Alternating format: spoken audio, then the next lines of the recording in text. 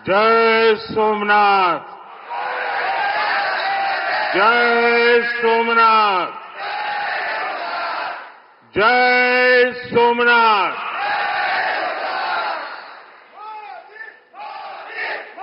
गुजरात के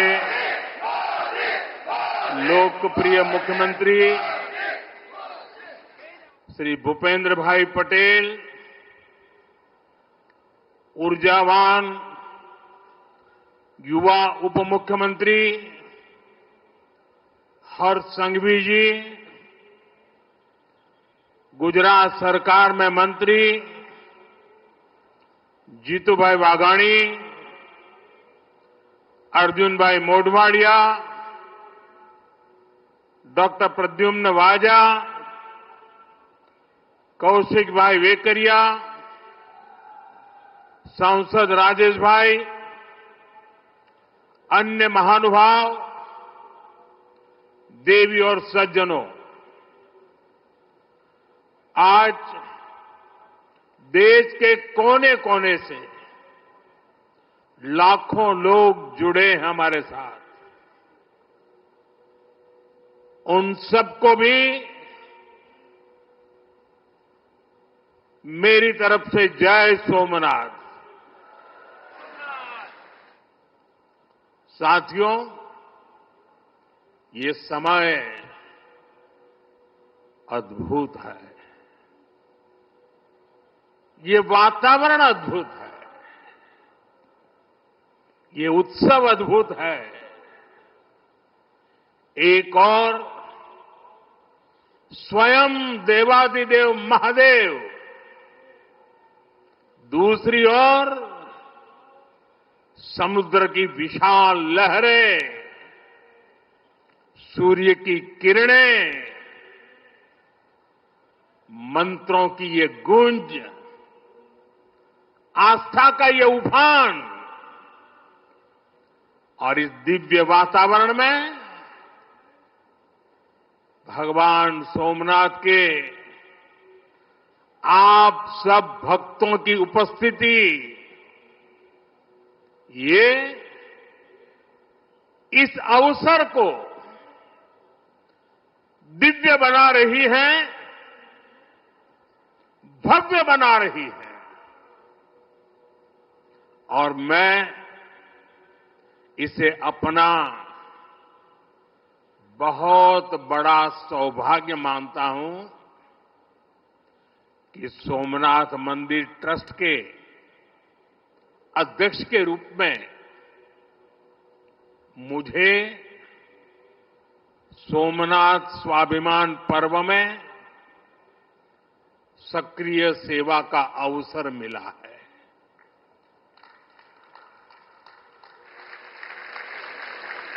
ये पीछे से कुछ और आवाज चल रही है भाई, इसे बंद किया जाए।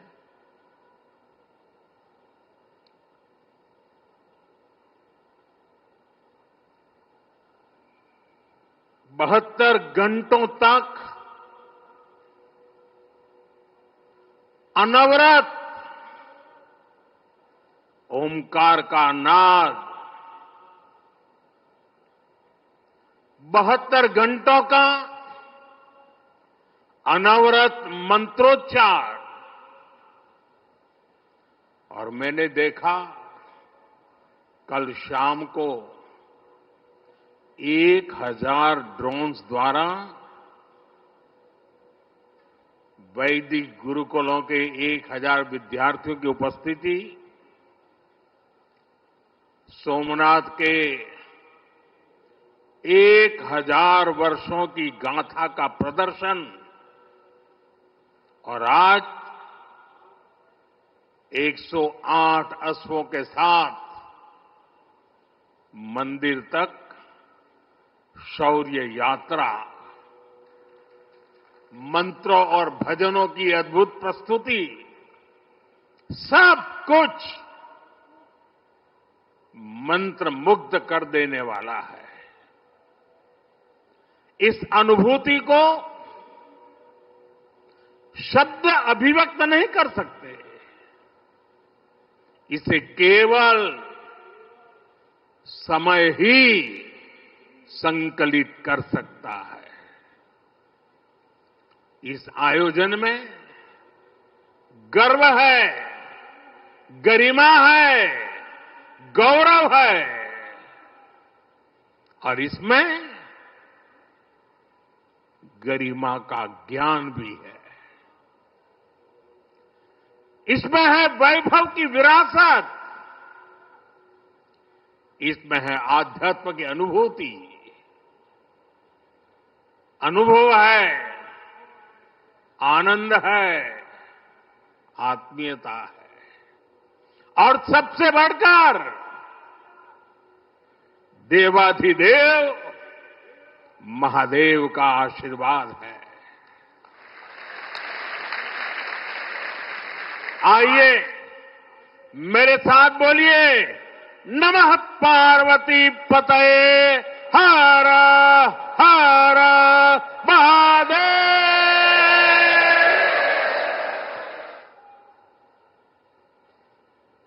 साथियों, आज जब मैं आपसे बात कर रहा हूं तो मन में बार बार ये प्रश्न आ रहा है कि ठीक 1000 साल पहले ठीक इसी जगह पर जहां आप बैठे हैं क्या माहौल रहा होगा। आप जो यहां उपस्थित हैं उनके पुरखों ने, आपके पुरखों ने, हमारे पुरखों ने जान की बाजी लगा दी थी अपनी आस्था के लिए, अपने विश्वास के लिए, अपने महादेव के लिए। उन्होंने अपना सब कुछ न्योछावर कर दिया। 1000 साल पहले तब वो आतताई सोच रहे थे कि हमें जीत लिया, लेकिन आज 1000 साल बाद भी सोमनाथ महादेव के मंदिर पर फहरा रही ध्वजा पूरी सृष्टि का आह्वान कर रही है। मंदिर उसी विशाल समंदर के किनारे गगनचुंबी धर्म ध्वजा को थामे खड़ा है। सोमनाथ का ये शिखर मानो उद्घोष कर रहा है, चंद्रशेखरम आश्रय मम किम करिष्यति वै यमः। अर्थात मैं चंद्रशेखर शिव पर आश्रित हूं, काल भी मेरा क्या कर लेगा। साथियों, सोमनाथ स्वाभिमान पर्व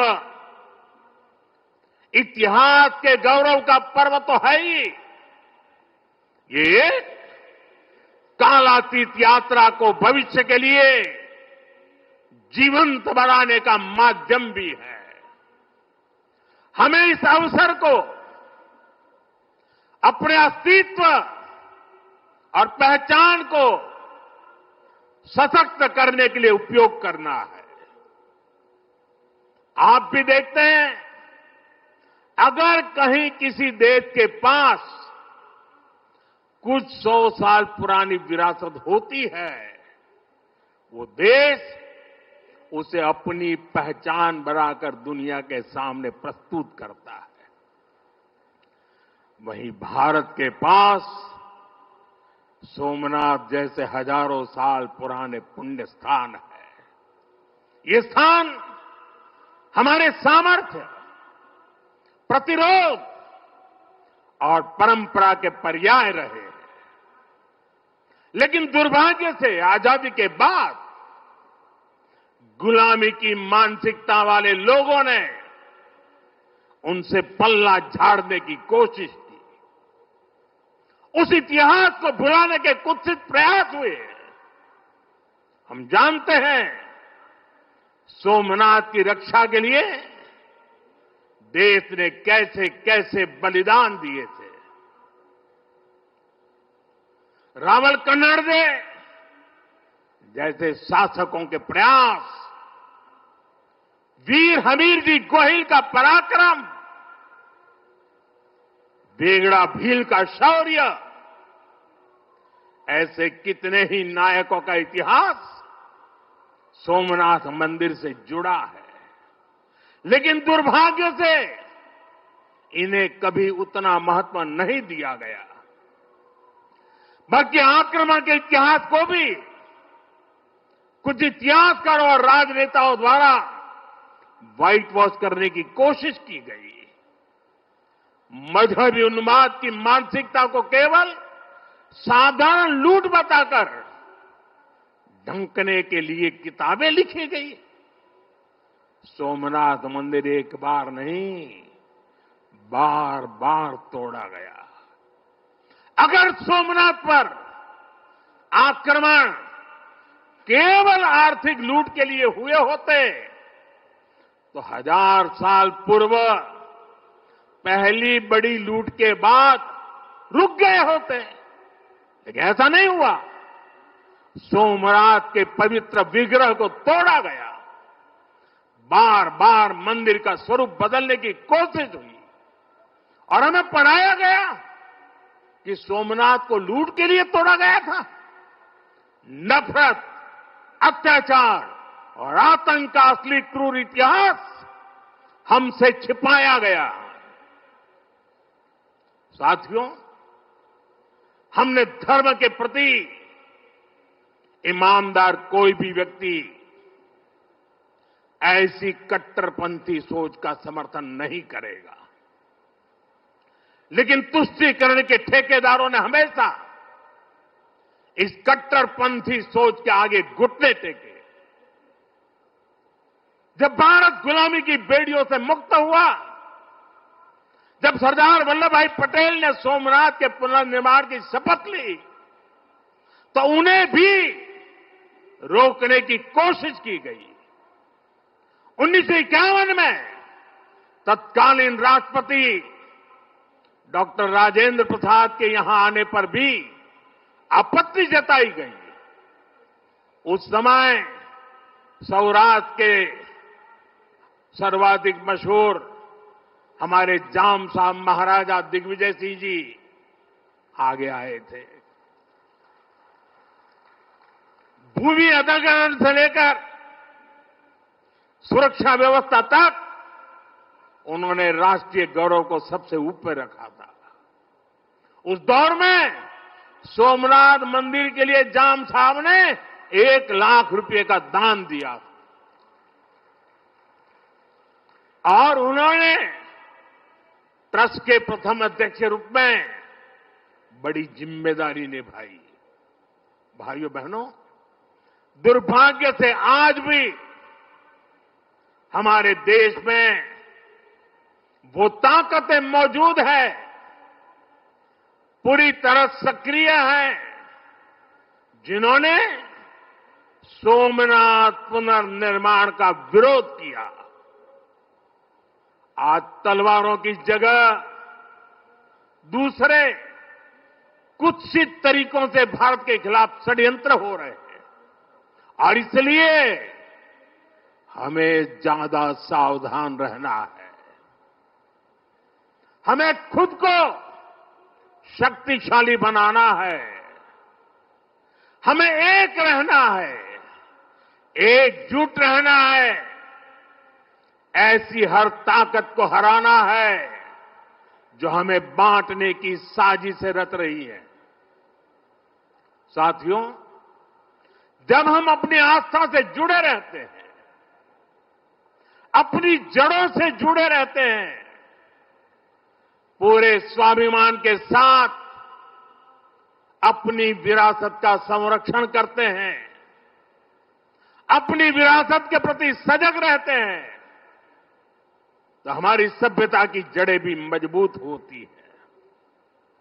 और इसलिए पिछले 1000 वर्षों की यात्रा हमें अगले 1000 वर्षों के लिए तैयार रहने की प्रेरणा देती है।